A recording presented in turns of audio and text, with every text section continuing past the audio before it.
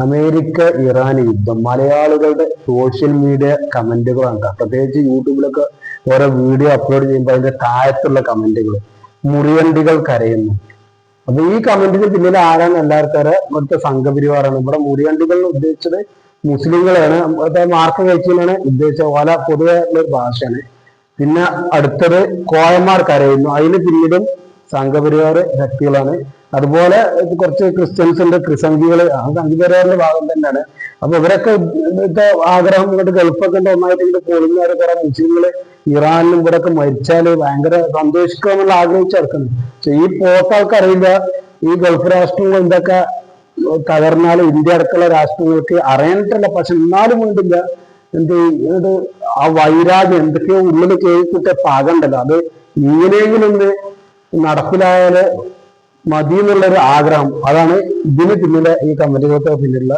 പിന്നെ ട്രംപ് ചാകണം എന്നുള്ളത് സാമ്രാജ്യ ശക്തികളുടെ മോഹം. അതിലും മുസ്ലിങ്ങളും എല്ലാ വിഭാഗം ആളുകളും ഉണ്ടാവും. ആ കൂട്ടത്തില് നെതന്യാഹു ലോക ഭീകരൻ, ട്രംപ് ലോക യഥാർത്ഥ ഭീകരൻ നെതന്യാഹു ആണ് എന്നൊക്കെ പറഞ്ഞുകൊണ്ട് കുറെ കമന്റുകളുണ്ട്. ആ ഒരു സംശയമില്ല, നമ്മളെ നാട്ടിലെ മുസ്ലിംസും അതുപോലെ തന്നെ മതേതര അല്ലെങ്കിൽ സാമ്രാജ്യ വിരുദ്ധ ശക്തികളാണ് ആ കമന്റുകൾക്കൊക്കെ പിന്നില്. സൗദി കൊട്ടാര മുറ്റത്ത് ബോംബ് വീഴണം, അതാരാന്ന് വെച്ചു. അതിപ്പോ ഏതായാലും ഇവരല്ല, ഈ അതിന് പിന്നില് സംഘപരിവാരമൊക്കെ ഉണ്ട്. അത് മുസ്ലിംസ് തന്നെയാണ്. അത് എന്താ വിചാരിച്ചാല് അമേരിക്കക്ക് അങ്ങനെ അവിടെ ഒരു സ്ഥലം കൊടുത്തല്ലോ. ഇസ്രായേലിന്റെ പിന്നില് അമേരിക്കന്റെ പിന്നില് ഇസ്രായേലാണ്. അവര് ശക്തിയെത്തിയത്. എന്നിട്ടും ഞങ്ങളെ സുരക്ഷ മറ്റേത് മറിച്ചത് ഇപ്പൊ എന്തായി? ആ ഇത്ര പോരാ. അമേരിക്കന്റെ താവളത്ത് ഇതേപോലെ സൗദിന്റെ കൊട്ടാരം തകരൊന്നും വേണ്ട, പക്ഷെ അവിടെ മുറ്റത്തെങ്കിലും മിനിമം ബോംബ് വീണാണ്ടെങ്കിലും വിറക്കണ സൗദിയിലെ രാജാക്കന്മാർ ഓരോ സുഖം. അങ്ങനെ കമന്റ് ചെയ്യുന്ന ആൾക്കാരുണ്ട്. അതിന് പിന്നിൽ എന്താ വെച്ചാല് ഈ ഇതന്നൊക്കെ ഞാൻ ഈ പറഞ്ഞൊരു ഇതൊരു മനസ്സിലൊരു വേദന എന്നൊക്കെ പറയും. പല ആളുകൾക്കും ഭയങ്കര വേദനാജനകമായൊരു ഇതാണ് അമേരിക്കൻ താവളങ്ങള് മിഡിൽ ഈസ്റ്റിൽ ഉള്ളത് എന്നുള്ളത്. പിന്നെ പാവം പ്രവാസികള്, ഈ പറഞ്ഞ സംഖ്യകൾ ഒഴികെ എല്ലാവരും ആ ഒരു ഇതിൽ കമന്റ് ഇടുന്നുണ്ട്. എല്ലാവർക്കും വേദനയാണ്. നമ്മളെ നാട്ടിലെ പ്രവാസികളെ ആലോചിച്ചിട്ട് ഒരു സംശയമില്ല. കാരണം പ്രവാസികളാണ് നമ്മളെ നട്ടല്, അതാണ് അതിന് കാരണം. പിന്നെ ഷിയാക്കള് തകരണം, അതിന് പിന്നിലുള്ളത് ലോക ക്രമത്തിൽ നടക്കുന്ന ഷിയ സുന്നി ഫൈറ്റ് തന്നെയാണ്.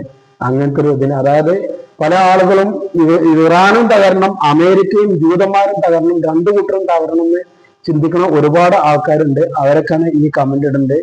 പിന്നെ അങ്ങനെ ഇതുകൊണ്ടും തീരുക ഇന്ത്യയുടെയും ചൈനയുടെയും ദൗർബല്യം. ഇവിടെ ഉദ്ദേശിച്ചത് എന്താ വെച്ചാൽ ഇന്ത്യയും ചൈനയും ശരിക്കും മനസ്സ് വെച്ചിട്ടുണ്ടെങ്കിൽ ഒരു നിലക്കും ഈ യുദ്ധം നടക്കില്ലായിരുന്നു. അതായത് നേതാക്കന്മാരുടെ ദൗർബല്യം.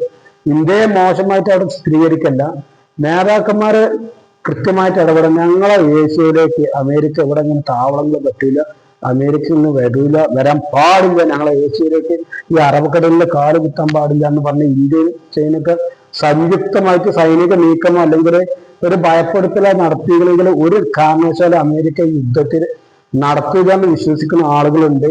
പക്ഷെ അത് ചെയ്യാത്തതിന് പിന്നിൽ ഇന്ത്യയിലെ ഭരണാധികാരികളുടെ പോരായ്മയല്ല, ഇന്ത്യക്ക് ശക്തി ഇല്ലാഞ്ഞിട്ടല്ല എന്നൊക്കെ പറഞ്ഞിട്ട്. ചൈന ഏതായാലും ഒളിഞ്ഞും തെളിഞ്ഞും ഇറാൻ ആയുധങ്ങൾ കൊടുക്കുന്നുണ്ട്, നേരിട്ട് ഇടപെട്ടില്ലെങ്കിൽ. അങ്ങനെ ഒരുപാട് കമന്റുകൾ. ഗർഭിണികൾ എത്ര ചത്തു, അത് സംഘികളുടെ കുട്ടികൾ, ഗർഭിണികൾ. പി ജെയിംസ് കരയുന്നു. പി ജെയിംസ് പറഞ്ഞ 24 ന്യൂസിലൊരു അവതാരണം. അങ്ങനെ ഒരുപാട് കമന്റുകൾ ഉണ്ടാവും. പിന്നെ ഖത്തറിലെ ഒന്നുകൂടി മുഖണം പോലെ ഒരു അമേരിക്കക്ക് ആകെ ഒത്തിരി സ്ഥലമുള്ള അതിൽ അമേരിക്കയും കൂടി മുകൾത്താൻ കൊടുത്തിട്ടെന്നൊക്കെ പറഞ്ഞു. അങ്ങനെ നിരവധി കമന്റുകൾ, നിരവധി പക്ഷങ്ങൾ. നിങ്ങൾ ഏത് പക്ഷത്താണ് ഏതായാലും കമന്റ് ചെയ്യുക. അപ്പൊ വീഡിയോ ഇഷ്ടപ്പെട്ട ലൈക്ക് ചെയ്യുക, ഷെയർ ചെയ്യുക.